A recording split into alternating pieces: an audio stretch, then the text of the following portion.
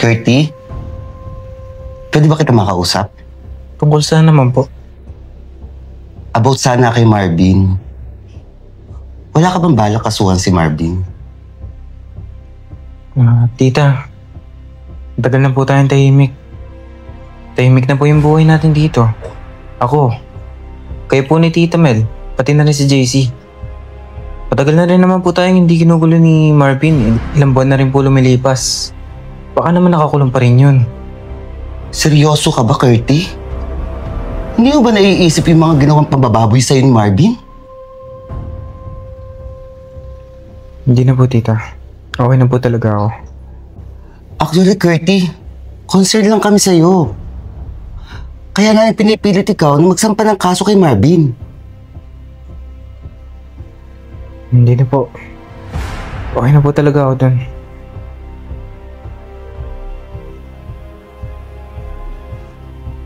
Talaga, Courtney? Ganyan na lang ba talaga plano mo? Parang pansarili mo lang yata ang iniisip mo. Alam mo, sa totoo lang, paprangkahin na kita. Kaya gusto kong sampahan mo ng kaso si Marvin dahil ayoko madamay kami. Lalong-lalo na ang anak ko. Pagdating sa anak, Courtney, ibang usapan na yan. Sana naintindihan mo kung anong pinanggagalingan ng hugot ko. Tita, hindi ko naman po hayaan na may mangyari sa inyo eh. Pati kay JC. Pasensya na po. Matagal na po tayong hindi ginugulo ni Marvin. Excuse me po. Alis po muna ako saglit.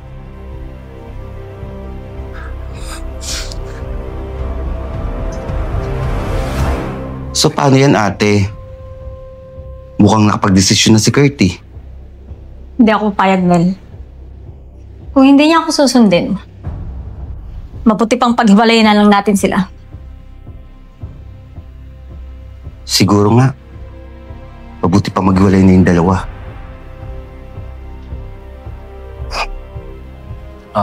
Be.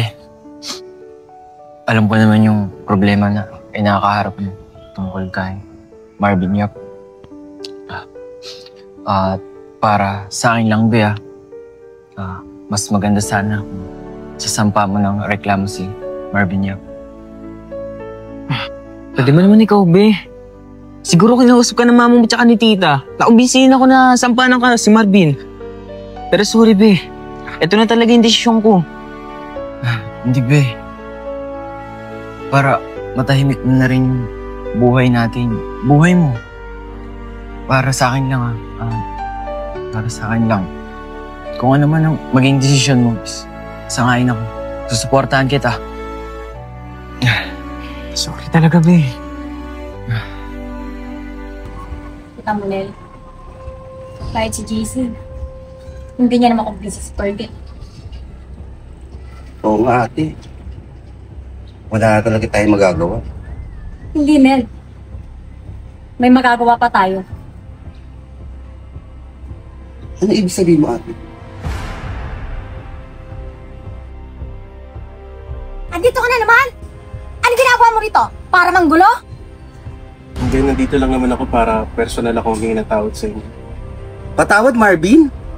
Marvin, umalis ka dito. Alam mo ba sa mga ginawa mo kay Gertie?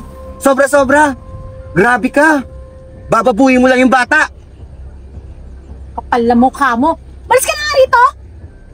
Ang gugulo ka lang! Tsaka paano ko nakalaya? Sa bagay, iba talaga nagagawa ng pera. Huwag kayong mag-alala. Huling punta ko naman na dito sa inyo at huling pagpapakita ko na rin. After nito, hindi nyo na ako makikita kahit kailan. Dapat lang, Marvin. Ang kapal naman ng mukha mo pag bumalik ka pa dito. Sobra-sobra na yung mga pinagagawa mo doon sa bata. O ano? Malis ka na rito! Alis! Umalis ka na! Andiyan ba si Kurt? Wala dito si Gertie. Kakusapin Umalis ka na dito, Marvin. Umalis ka na dito. Tita, anyari po? Ano pa nangyayari dito? Ano, Gertie? Dito ka nga. Kasama ka pa ba dyan? Tigilan na po natin tong gulo na to. Gertie, puro kababuyan na pinagagawa niya sa'yo. Tigilan na po natin yung gulo. Matagal naman na po tayong hindi ginugulo ni Marvin na. Hayaan na po natin siya. Gertie, hayaan. Kaya siguro hindi mo siya sinampahan ng kaso. Kasi nakikipagkita ka pa sa kanya at binibilog na naman niya ulo mo. Oh my God! Nagsisinungaling ka sa amin? Kinakausap mo si Marvin? Matagal mo na ba kami naloloko? Kailan pa? Nakikipagsabwata ka sa kanya? JC, matagal na tayo niloloko niyan. Ito ba yung sinasabi nila, Curty? Hindi totoo yun. Ano hindi totoo? Sinungaling ka! Nakikipagkita pa dyan sa taong yan! Sinungaling mo! Tita, hindi po.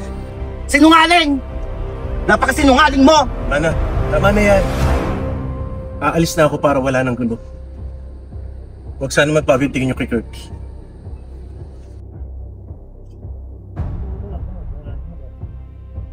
Curty! JC! Huwag kang susunod doon! Curty! JC! Gusto ko yun. Marvin! Sandali lang. Anong ginagawa mo rito? Gusto ko lang kasi humingi ng pasensya sa'yo sa nagawa ng nanay at tita ni JC. Kasi ilang buwan na rin naman ang lumipas eh. Alam ko naman di ka naman gugulo. Kaya ako na pa rito, gusto ko humingi ng pasensya sa'yo. Kaya lang naman ako pumunta sa bahay nila para personal ako humingi ng tawad eh. Tapos ganun pa nangyari. Gusto nga nila akong magsampa ng kaso laban sa'yo. Ganun ba? Bakit hindi mo ako sampahan ng kaso? Kasi alam ko naman titigil ka na rin eh. Ilang buwan na rin ang lumipas eh. Kaya di ako magawang sampangan ng kaso. Malaki rin ang utang na loob ko sa'yo dahil ikaw ang nagpupup sa akin. At saka isa pa, nararamdaman ko lang kaya Tita Mel na gusto na nila kami pag-iwalay ni JC. Ipilit nila ako eh. Ewan ko, para bang nararamdaman ko na lang na ganun. Gumagawa na lang sila ng way para pag-iwalayin kaming dalawa.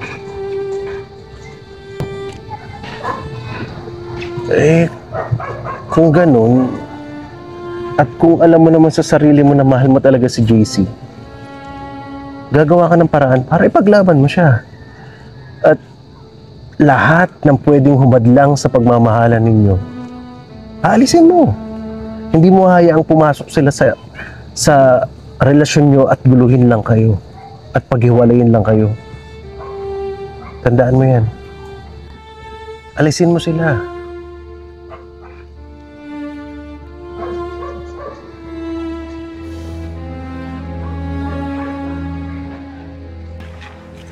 Ito, tikman mo. O ano yan? Ano naman yan? Wala yan, pampakalma lang yan. Sige, kumuha ka. Seryoso ka? Oo. Sige.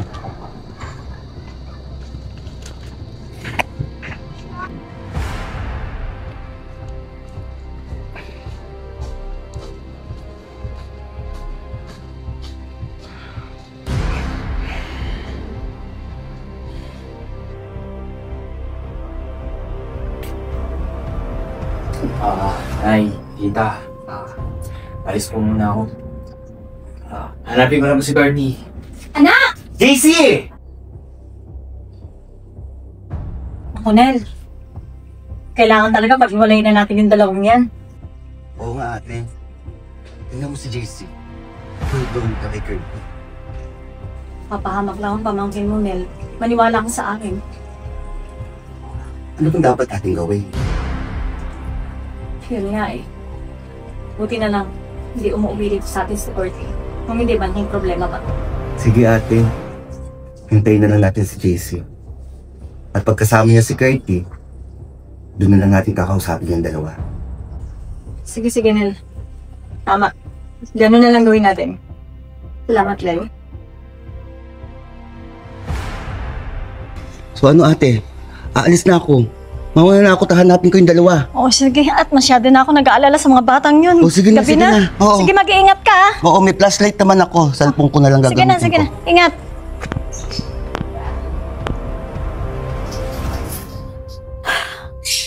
Diyos ko. Sana naman makita na ni Nel yung mga bata. Masyado na ako nag-aalala para sa kanila.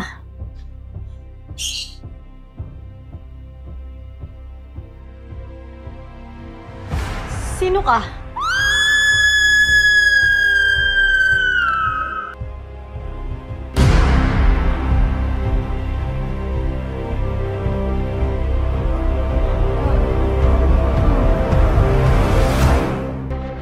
JC?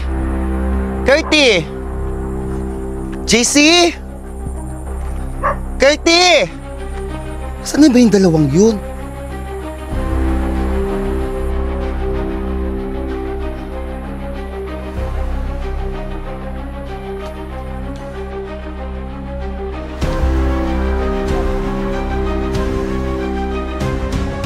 JC? Curty! Saan na ba yung dalawang yun?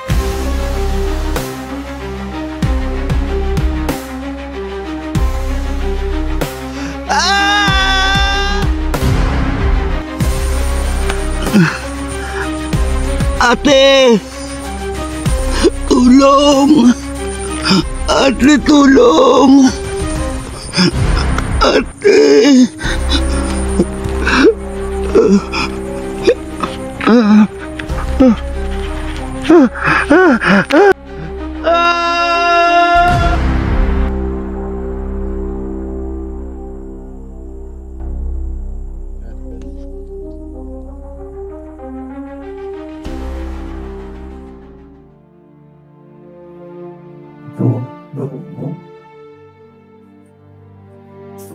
Eh. Ba't ngayon ka lang nagpakita? Wala na si nanay, wala na si tita. Ay, ayaw mo, wala na si nanay, wala na si tita. Tama na. Andito ba ako? Hindi ako mawawala sa'yo. Tama na. Andito ba ako? Huwag mo na lang. Yan.